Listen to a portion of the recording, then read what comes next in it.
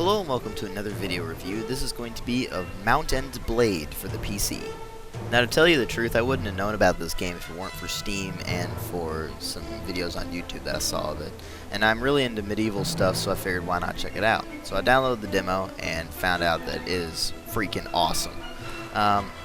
This game is a role-playing game, but with a really solid combat system and plenty of stuff to do.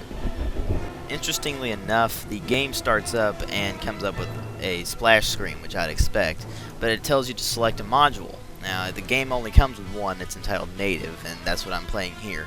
But the game is so easily moddable that I've seen mods that do Star Wars, Napoleonic Wars, 268 BC, and there's some that just modify Native, like I've got one that's entitled Timeless Kingdoms. It just changes pretty much everything around and uses most of the same locations and stuff from Native. But anyway, now while the character customization engine itself is relatively primitive, it does have a pretty decent amount of flexibility. You can change, like for instance, the eyebrows. I can raise them or lower them. I can change the beard, the hairstyle, the hair color. I can change him whether he's old or young or whatever. It's very limited as to what you can do in Native, but with the mods I've seen, there are many that just blow that away and give you tons more options. As compared to more modern games, the graphics are pretty primitive.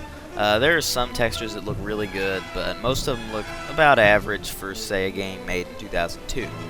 Now, that isn't so much a problem because the game is on such a massive scale that you won't really be looking at the textures that much, because what really happens is it comes down to performance, and you can have hundreds of units on screen at once if you really want to.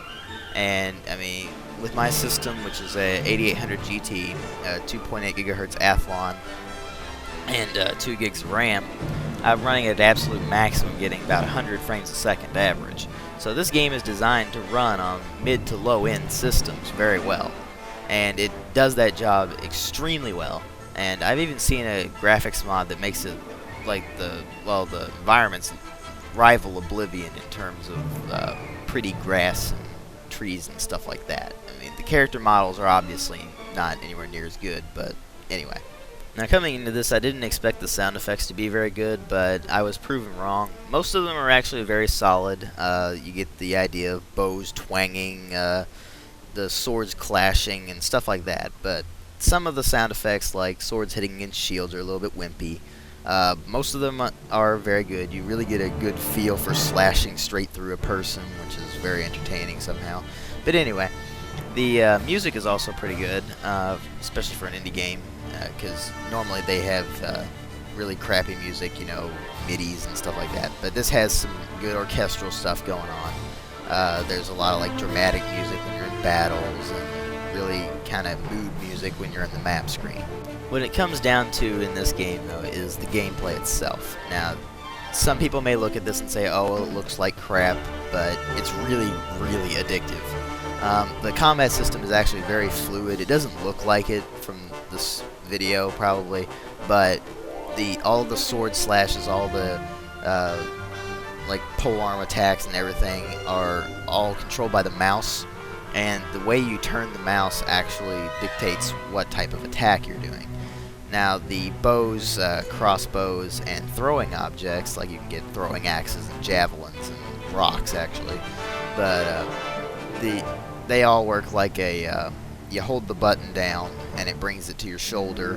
And with bows, the longer you hold the button down, the worse your accuracy actually gets, which is actually a really cool effect.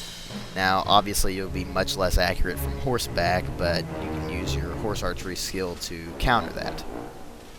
Now, one of the things that got me really excited when I played this game was the fact that you can have armies. Now, in most RPGs, you can have a party of maybe about 5 or 6 guys, or in some newer ones, you have like 3. But in this one, you can have armies of about, 500, more than that. Then they all upgrade, of course, because they gain experience along with your character, and you can actually get hero units that will upgrade too, but you can customize their skills and equipment, and they actually have little storylines that they go through. I had one character who actually left me after a while because she didn't like the way I was doing things, but anyway. The armies can go absolutely insane on both ends of the spectrum, both yours and the enemies. And the enemies will often overwhelm you in terms of numbers.